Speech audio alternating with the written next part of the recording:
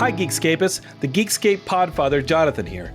In May we lost one of our own, longtime Geekscapist Christopher Ellis, who was a friend and a part of our geek community from the very beginning. Chris even met his wife Sarah through our podcast, and their 2015 wedding seemed like a giant Geekscape party. Chris's final weeks battling in the hospital shed light on a huge national problem. The COVID pandemic has almost completely depleted our national and local blood banks. These supplies are used by thousands of hospitals to provide life-saving treatments to patients or to buy enough time for loved ones just to say goodbye. So for the next month and beyond, we're going to do it big in Chris's memory and do some good in the process. We're throwing a blood drive. Visit www.aabb.org to find a donation center near you, or visit other blood and platelet donation centers like the Red Cross. And let's make things interesting. For the next month, take a selfie of yourself donating with the hashtag GeekscapeGives and tag your favorite Geekscape podcast. We'll pick some charitable Geekscapists to send prizes to, and the podcast that gets mentioned the most will also get some cool rewards. I should actually cancel the podcast that gets mentioned the least. Can I do that? Whatever. The point is, go out there and donate some blood, tag a selfie of yourself doing it with the hashtag GeekscapeGives, and get others to do the same. We couldn't save our friend Chris, but we can do a whole lot of good in his name. Geekscape forever!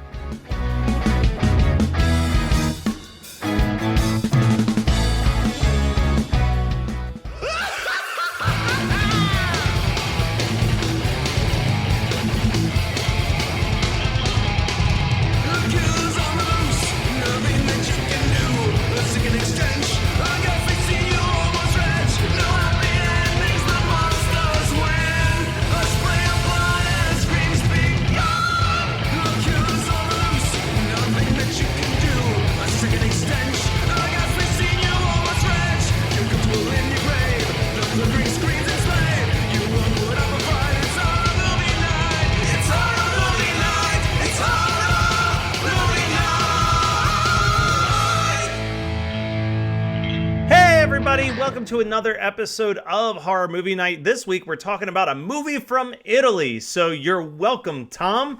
And this is The House by the Cemetery from 1981, as picked by, am I reading this correctly? Scott. Scott picked an Italian horror movie. Oh, man. I incorrectly called it a giallo, but I don't really know what the difference is. It's like saying that literally every horror movie that came out of Italy between 1970 and 1999 is a giallo. It's not. It's like there's suspense movies with like murder and mystery and shit. This is a straight. But I thought that like The Beyond was considered a giallo. No, it's to me it is, because I just, people ask me who made Nosferatu. I'm like, I don't know, Werner Herzog. Let's keep it moving. But yeah, I picked this because one, I was gonna ask to take a vote, but I actually know the answer to the question. So this is my first watch. I know Matt just told me today it was his first watch, and I know Brian, it was your first half of a watch. So I mean, we're all babies this time. It was his first 90% of a watch. 90% of a watch. Okay. I'm actually, I had this whole spiel I was going to lay into Matt, and now you picked it. So, I can't do it because I was watching this, and I'm like, the fucking nerve on this guy to put us through, Invaders of the Spacemen when he had this, sitting here. Because it's a bad movie. Oh, it's dumb as hell. It's got enough of the stabby stab that I like. Yeah. It's definitely one of those movies. Remember the good old days when I made good picks and I picked Last Shark? And we all had a great time. Oh, so good. What I'm learning from a lot of these Italian horror films is that they really are just jumping on to 4 or 5 popular films that came out that same year or approximately close to the same year, because there's 3 or 4 big American horror movies that I'm like, this feels like it's a little bit of this, a little bit of this, and a little bit of this when I'm watching this.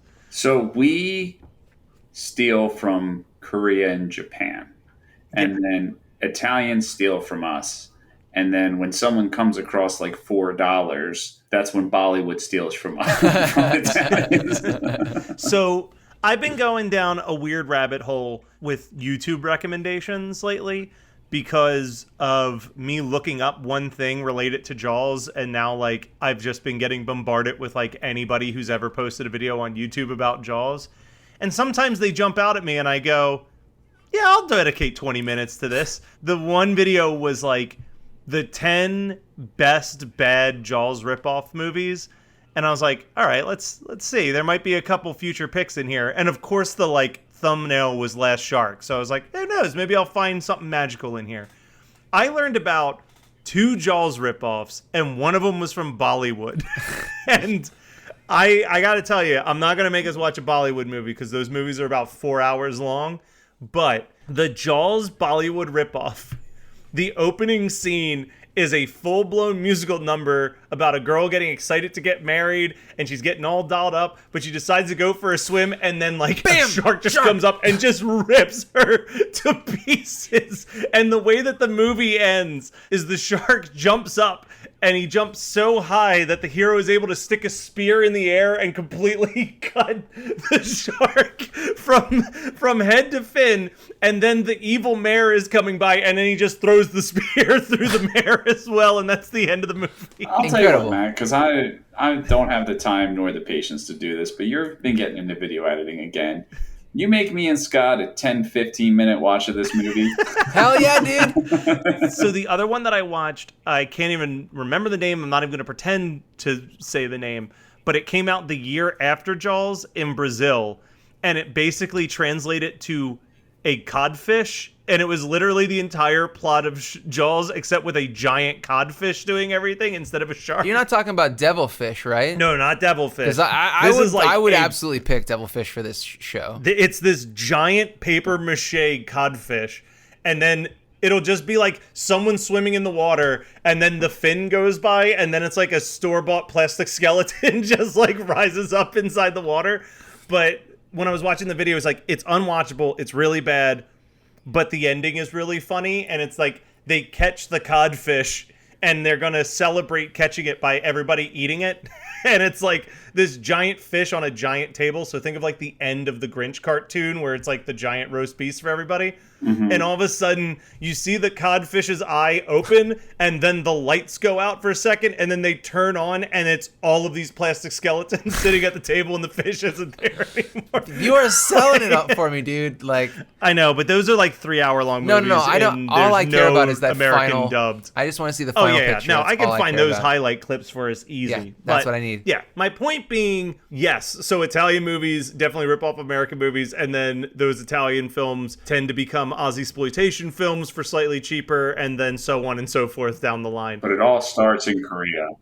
I would rewatch this movie for sure. I would rewatch this movie as a background movie. I wouldn't actively rewatch it, you know? That's just me. This was kind of a background movie when I watched it today. Yep. To be fair. And I'm going to be honest with you, it took me 2 days to finish it because I was like, yeah, I know what's going to happen in the end because I've seen like a scene from it, you know? And so I was like, I'll just take my time. I'm just trying to find funny things to refer to when we discuss it. But I mean, it's still got good gore. Yeah, you were like, on the first shot, you're going to understand why I picked this. And like, literally the first scene, that girl gets a knife from the back of the head straight out of her mouth. Yeah. And I was like, all right, I know what I'm in for. Got it. I was a big fan of that. You know, Fulci was a man of rare talent, okay? Boobs, first 45 seconds, knife through head within 2 minutes. You know? Also, I just love the fact that we revere and we place Fulci on a fucking pedestal. And no one, I mean, I say we as like the hordes of unwashed masses who love horror, right? Yeah. But when you watch a Fulci movie, they're not good. I mean, like, No. Bava, I can see people revering as far as we're talking about the Italian masters, quote unquote, because like Black Sunday is a killer fucking movie. But this movie is just, it's not good in any way, shape, or form, but it's entertaining. No. And it's also, like, when I think about the fact that this was 1981 when it came out, the gore must have been absolutely gut-wrenching for people because there probably wasn't a whole lot like this. I don't know. No. He does get a lot of hate from my friends in QAnon. They seem to be very critical of Fulci. I don't know why. Dude, I was sweeping today and I was like, we should make a joke about Dr. Fulci, and you got to it. I love you so much. Yeah, like this is at that weird point where it's like, it's right after the first Friday the 13th movie, which I feel like was the first like truly like the slasher film where it's like, oh, you can do that much gore in the slasher movie, and then all of a sudden like everybody in Canada was like, throw us some money and we'll make you some fucking shit. Yeah. Like, Well, but then, you know what I mean? well, Like, 81 had a lot of stuff, and I made a promise that's what I mean. at the You get beginning your of My Bloody Valentine dropped at that time. Like, there's a lot that started coming out quickly. That's okay. I'm gonna do for the third and possibly final time. I'm going to refer to that FKU album that I love so much called 1981, because I've been going down systematically, and I told people at the beginning of this year, back in like December or January, I was like, I'm going to do a lot of 1981 movies, and I'm going to refer to FKU when I do them. And they did a song about House by the Cemetery, but they also did one for The Prowler, and The Prowler is Savini's best work, super ultra gory. Yeah. They did The Fun House that we did was that last year or 2 years ago at this point? I think that was last listener pick. Yeah, yeah. I mean, I'm just thinking back to the movies that they discuss or that they refer to in that actual film or that actual record, and there was a lot of hyper gory shit. It's just interesting that this feels as gory as The Prowler to me. Yeah, no, and I think it's funny because it's like prior to this, like a gory movie was Blood Feast. You know what I mean? Which is still gory, but it's like cartoonish almost. It's yes, so thank bright. you. That's the word. That's the word that I was looking for. So a can of red.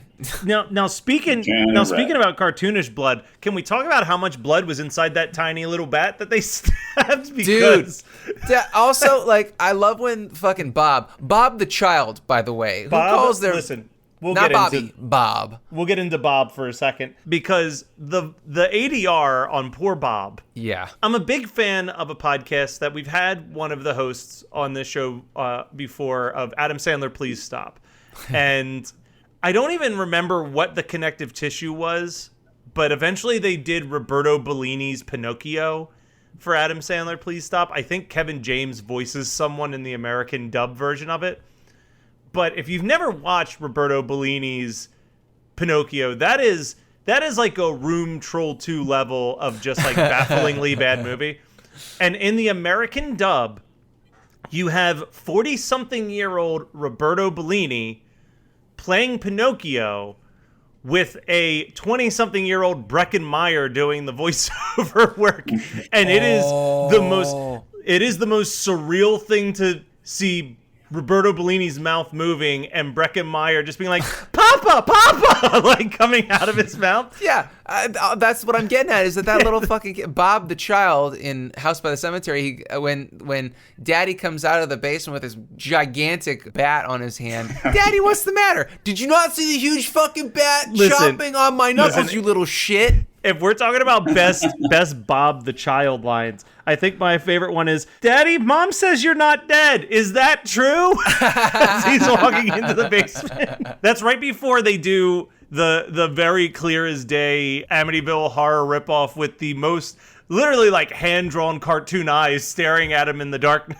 And he goes, you know, he's like so he's so mad about Well, the it. other thing that I love. So, Brian, you missed out on this part because you lost the last 5 minutes. But so Bob, there's something about the way the voiceover was done, but I'm sure that in the movie, even in Italian, this happens. So the end of the movie, all the parents are both parents are killed. Bob is trying to get out. This like zombified evil scientist or whatever, Dr. Frankenfurter. No. And Bob is trying to open up the ceiling. And then all of a sudden, a second hand comes out and helps him open up the ceiling.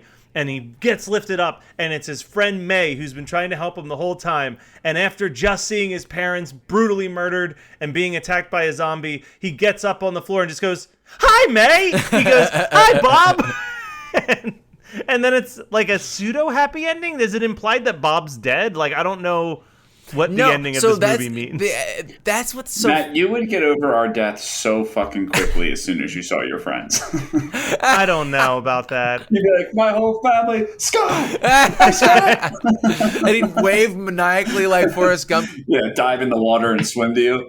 No, here's the thing about the ending of this movie is that it goes from ridiculous to ultra ridiculous, because then it's saying that he didn't die, he transubstantiated into the house, just like all the other children, because May is also the child of a parent that was murdered by Dr. I didn't write down the name, and anyway, so any child that gets orphaned in the house, basically, Their body is transubstantiated. He actually becomes a living ghost, zombie type thing, living in the house with all the other dead children. And the wife of the doctor is the one who's like their governess. She's the one who's Gotcha. like, now you're a real blah, blah, blah, blah, blah, blah.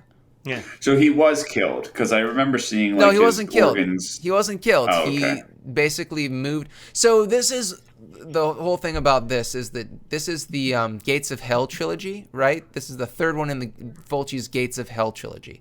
I can't remember what the first one is, but the second one is The Beyond, and this is the third one, House by the Cemetery.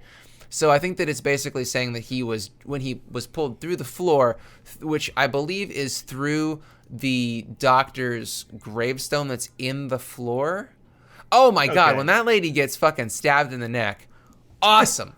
That stabbed in the neck is just I mean, the impressive. whole movie. That was like when they sliced her two sides and then went for it? Is that what you're talking about? No, this is the lady that her ankle got caught in the crack in the floor, and then just goes, you know, like, and it's really, it's a great practical effect. I mean, they had money for stuff in this movie, and I'm proud of them for that, but they didn't put any money into rewrites. Because just nothing makes sense. It doesn't have to make sense. It's fucking Fulci. You just turn your brain off and watch it. And as much shit as I'm talking about this movie, it's a really fun ride. But it's a ride. It's not a piece of cinema. And it's an Italian movie, so I'm sure they were like, "Hey, we got to do some rewrites. Do we still have that funding?" And Fulci's standing there with 1,000 meatballs, and he's like, "Funding? I don't know. What do Italians do when they make movies? I don't know. Why don't you make fun of Irish people next?" We need to talk for a second. So I wanted to figure out what the first part of that Gates of Hell trilogy is, Scott. Is it Messiah of Evil? No, it's City of the Living Dead. Oh, here's City the of the Living thing. Dead. Thank you. Here's the release dates. It was City of the Living Dead in 1980, The Beyond in 1981, and House by the Cemetery in 1981. So he wasted no time doing this.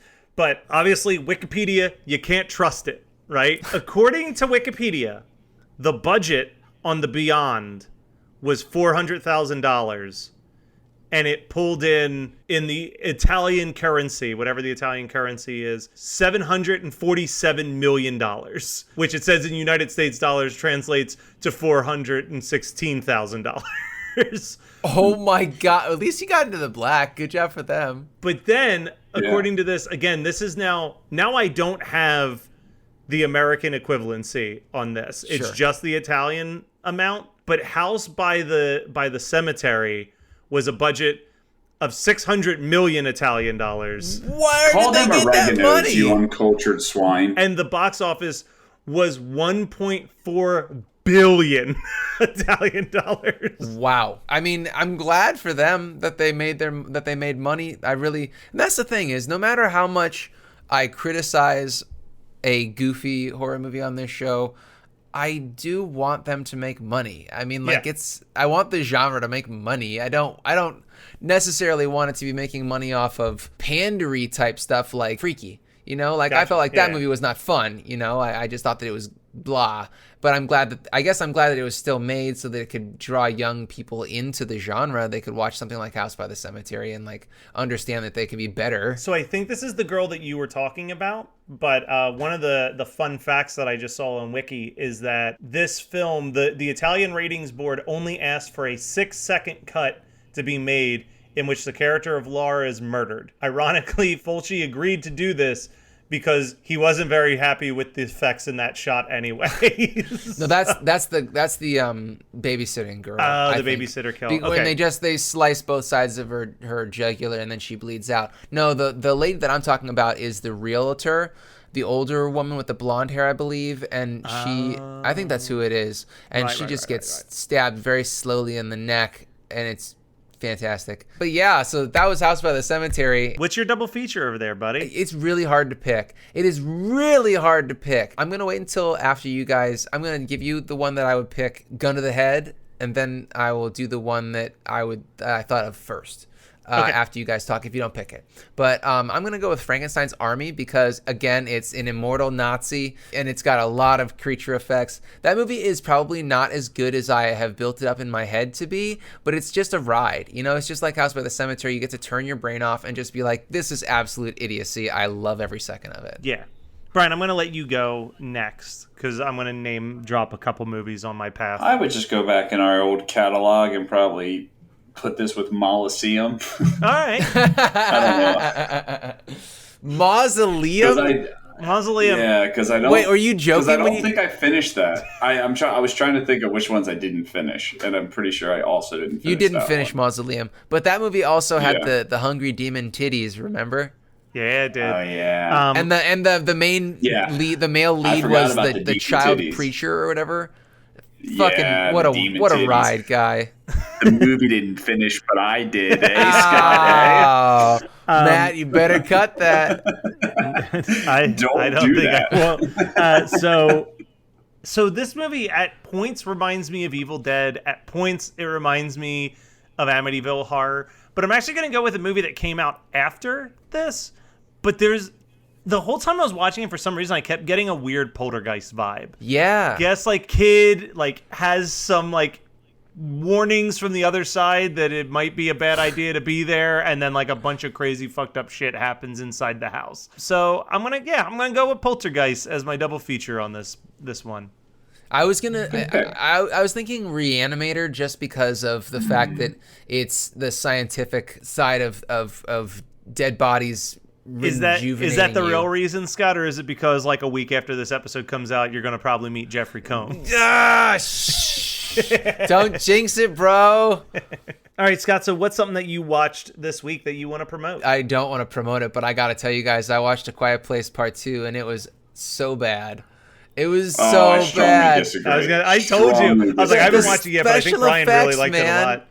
It's not it's not fun. You know, like it's a panic attack of a movie, just like the first one. Correct. But at least in the first movie, they didn't show you the monsters over and over and over again. And I feel like when they did show you the monsters in the first one, they put their money to use. And this one, they're like, let's show the monster the whole time. And so it just was not a fun watch. It was a real slog. And I paid for it. I loved it. All right, well, Brian. You know what I paid for? Nah, I don't. I guess we'll all talk about it if we want. But I'll tell you something I didn't actually pay for because they didn't Disney Plus me. But I watched No Sudden Move on HBO Max. I don't know what that is. Yeah, neither did I. Literally, no marketing.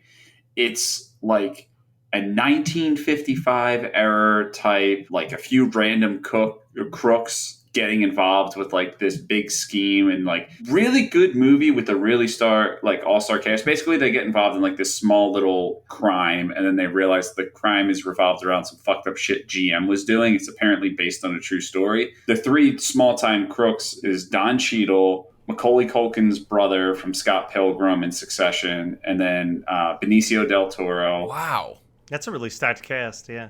Yeah. Yeah, Matt Damon's in it, John Hamm's in it. Oh, you sold me at John Hamm, dude. Yeah, David Harbour, is that his name? Yep. Dude, like just a great cast, good movie. The only thing I didn't get, and I guess I didn't watch enough movies, and maybe, I don't even want to say because I don't want to fuck up you guys if you decide to watch it, but it's just kind of the way it was shot. I don't know if it was the lens or intentional, but it's like, I don't know if they were trying to do an old school movie, because I kind of remember that movie theaters kind of used to curve, Yeah. right? So the way that they were shot, they had that like kind of rounded, Yeah, almost like sides, fisheye and that's- lens type deal. Yes. And that's kind of how the whole movie is shot. So I don't know if it was supposed to be like, we're trying to make this feel like it's an older movie. I bet that they was. just kind of, I bet that was. Yeah. I think that's becoming a new thing because, like, again, like something like The Lighthouse, where it's like, let's shoot it on like the equipment to make it Yeah. feel like it's like a lost film from that time. yeah, but a good flick for All sure. right, and I'm going to talk about two different shows that had seasons drop on Netflix in pretty quick succession,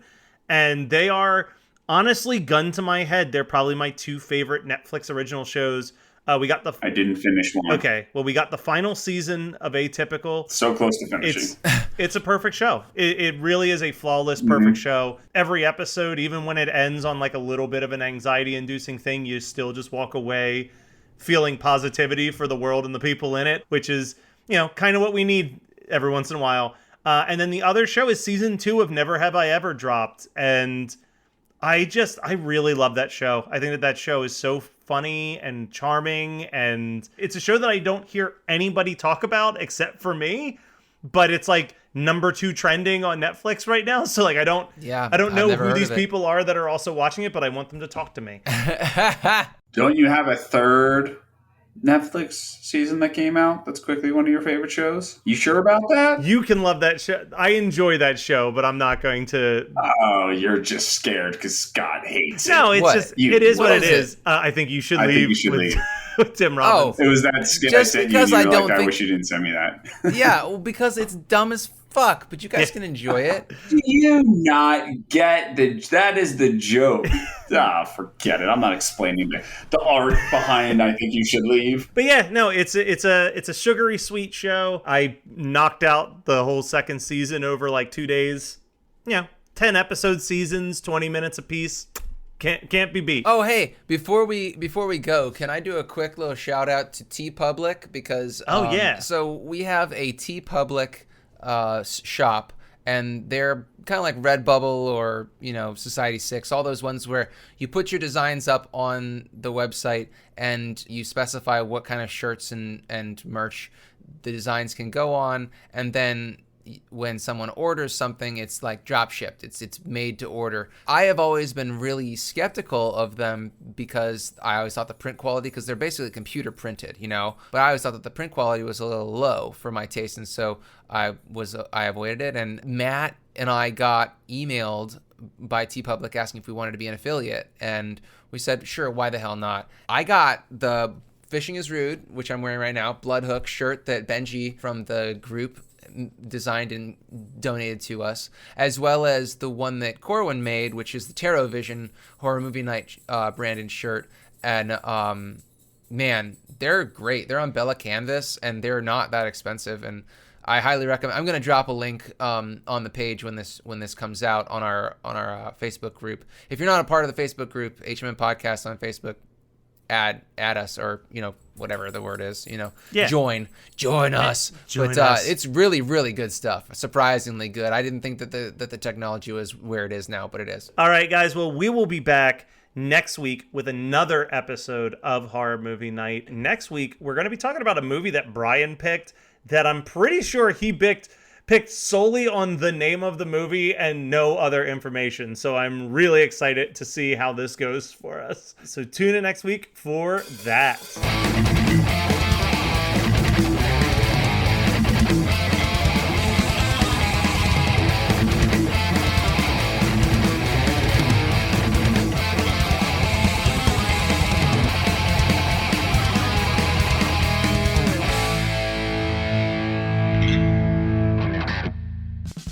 Well, I don't know. Everyone has a podcast now. Well, not really. What is true is that, according to Nielsen statistics, 55% of the U.S. population, that's over 155 million people, have listened to a podcast, and 24% of the population, that's 68 million people, listen to podcasts weekly. And these numbers continue to trend upward. What's also true is that over 75% of all podcasts fade away after the first few episodes. It could be for a variety of reasons: lack of strong concept, poor production value, people not realizing how much time needs to be dedicated to it, or simply just not knowing how to get the word out about podcasts. That's where WeKnowPodcasting.com comes in. At WeKnowPodcasting.com, we have a combined 25 years of podcast experience, and we can help you achieve your podcasting goals. Whether you need help starting a new podcast or want to take your currently active podcast to the next level, we got you. From consultations to concept development, from theme music to editing, promotion, animation, graphics, you name it, and we're here to help. Don't become another failed podcast statistic. Let us guide you and help your show become a success.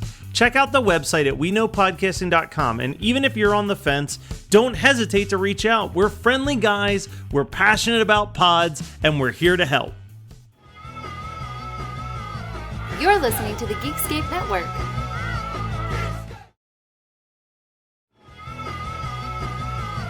You're listening to the Geekscape Network.